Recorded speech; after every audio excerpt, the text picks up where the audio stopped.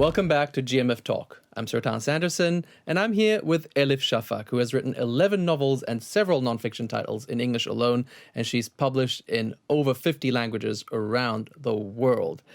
She's also established herself as a forward thinker, fighting for minority rights over the years, and we spoke to her last week about the political challenges that we face in this very interesting day and age. Let's now turn our focus to minorities and oppressed populations. First of all, you are an outspoken women's rights activist. In your personal view, where are women globally today? How far are we as a global community away from achieving true equality of the genders? I think we're at a very critical crossroads, and it would be a huge mistake to assume that women's rights is the problem of some people far away over there in some turbulent lands, but it's not a problem in the Western world because the Western world is so beyond that threshold. That would be a huge mistake. And I think if we've learned anything at all from the events of these past years, especially after 2016, Brexit happened, Trump's election happened, we have seen the rise of populist movements in country after country. So when you look at that entire framework, if we have learned anything at all, we've learned that there's no such thing as solid countries versus liquid countries. We're all living in liquid times, East or West, which means democracy is much more fragile than we initially assumed. It's a very delicate ecosystem of checks and balances. And when and if countries go backwards, as it happened in Turkey, as it happened in many other parts of the world too, unfortunately, if and when countries tumble into ultranationalism, religious fundamentalism, populist authoritarianism, the first things that will be curbed, taken away, will be women's rights and minority rights. We have enough of historical evidence to show this. In other words, I think women and minorities should be even louder and more passionate defenders of democracy, because losing that means losing our basic rights for us. So I think we're at a very crucial moment, and it's a moment when we need more global sisterhood, more global solidarity.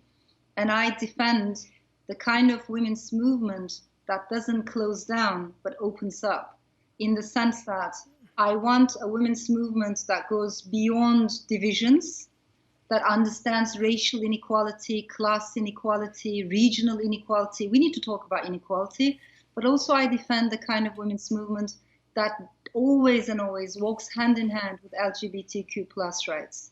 You know, we are in this together. So I also want to defend the women's movement that brings men on board, because I think the type of masculinity that is being uploaded today in our societies makes not only women unhappy, but also men deeply unhappy.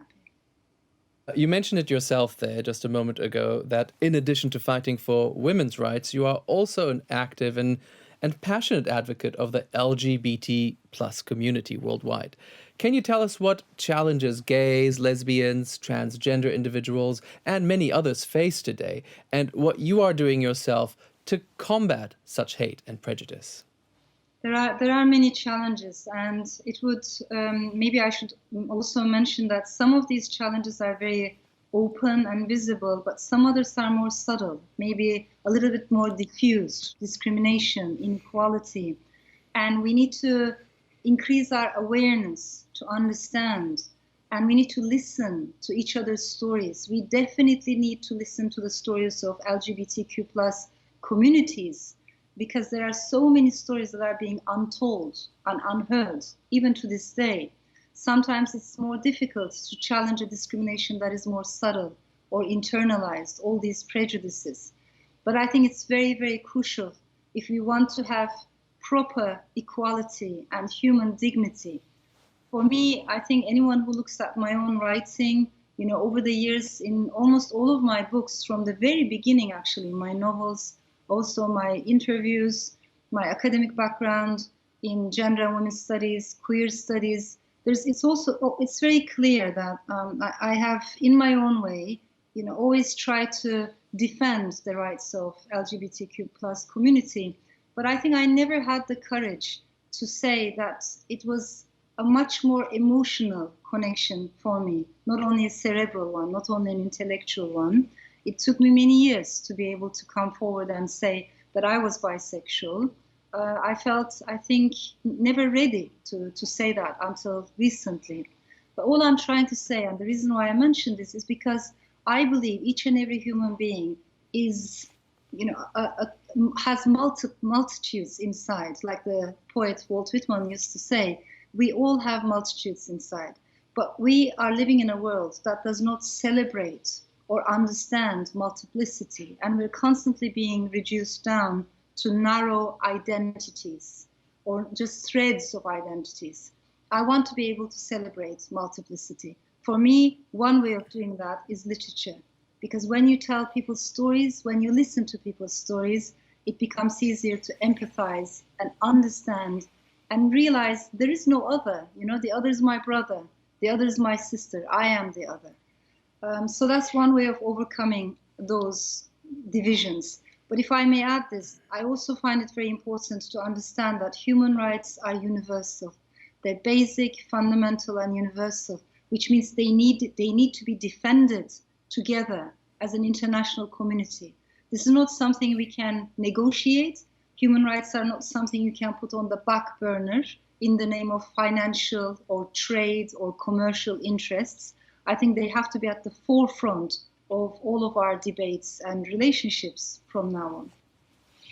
So, what should we do as an international community when it comes to big shifts like Poland introducing gay-free zones, whatever that is, or Turkey cracking down year upon year upon year on LGBTQ plus marches in Istanbul and elsewhere? Should we just say, well, those countries, they're on their own journey, they'll get there, we have to let them reign free and figure things out for themselves? Or should we, as a global community, say, enough is enough? I think, first of all, we need to stop seeing these incidents as isolated incidents. There is a backlash against minority rights, there's a backlash against progress, against women's rights. Why? Because the world is changing. Because people can see that change is happening. More and more people are coming forward and defending equality, justice for all, basic human dignity for all. And this is creating a backlash as well. So we need to understand that we all have to speak up and speak out. Human rights are universal. It is not something that every country can negotiate on their own or every government can decide on their own. I'm talking about basic human dignity and equality. This is a universal value that we all need to defend. And therefore, I find it very important that human rights be at the forefront of all of our talks. If politicians are using human rights as a secondary issue, as something that can be put on the back burner in the name of commercial interests, in the name of financial interests, what does that say about us, about Europe, about core European values?